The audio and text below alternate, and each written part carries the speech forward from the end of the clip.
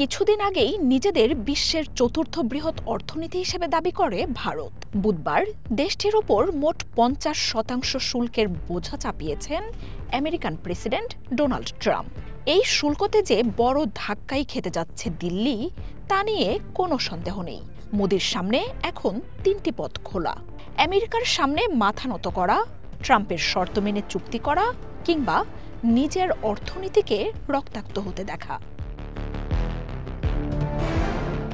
America Russia দুই দেশের সাথে সম্পর্ক রেখেই দুরন্ত বেগে এগিয়ে যাচ্ছিল ভারতের অর্থনীতি।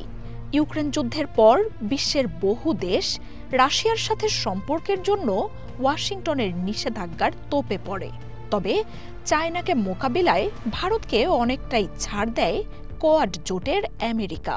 কিন্তু সেই সমীকরণ পাল্টে যায় ট্রাম্প ক্ষমতায় আসার পরপরই। শপথ নেয়ার আগেই ভারতের ওপর নিজের অসন্তোষের কথা জানান ট্রাম্প। বলেন, আমেরিকার কাছ থেকে ব্যাপক সুযোগ সুবিধা নেয় দিল্লি, বিনিময়ে ওয়াশিংটন মোদির দেশটি থেকে সবচেয়ে কম সুবিধা পায়। ট্রাম্পের দ্বিতীয় মেয়াদের শপথের পর তাই যেচেই হোয়াইট হাউসে যান নরেন্দ্র মোদি।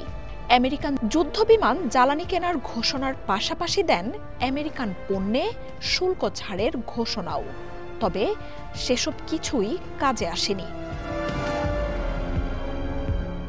অপমানসূচক নানা বার্তার পর শেষ পর্যন্ত বুধবার ভারতীয় পণ্যে মোট ৫০% শুল্কের ঘোষণা দিয়েছেন ট্রাম্প।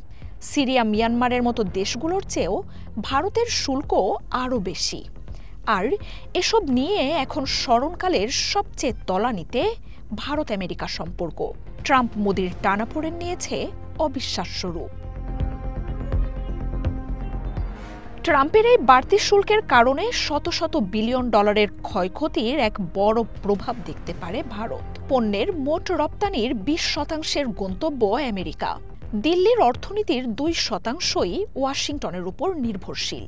অর্থনীতিবিদদের সংখ্যা, ভারতের ৮ বিলিয়ন পণ্য রপ্তানি অনিশ্চয়তার মুখে পড়বে। ভঙ্গুর হয়ে উঠবে textile, apparel, electronics, auto parts, রাসায়নিকের মতো খাতগুলো। ভারতের অর্থনীতির সবচেয়ে বড় খাত হয়ে ওঠা আইটি সেক্টরকেও সামলাতে হবে বড় ধাক্কা। ক্ষতিগ্রস্ত হবে দেশটির বৃহৎ ফার্মাসিউটিক্যাল খাতও। ট্রাম্পের সাথে টানাপোড়েনে ভারতীয় অর্থনীতিতে বিনিয়োগে যুক্ত হচ্ছে শঙ্কা। চায়না থেকে যেসব বৃহৎ কোম্পানি উৎপাদনের জন্য ভারতকে বেছে নিচ্ছিলেন, তারাও পড়তে পারেন অনিশ্চয়তায়। মার্জিয়া উপমা, ওয়ান নিউজ।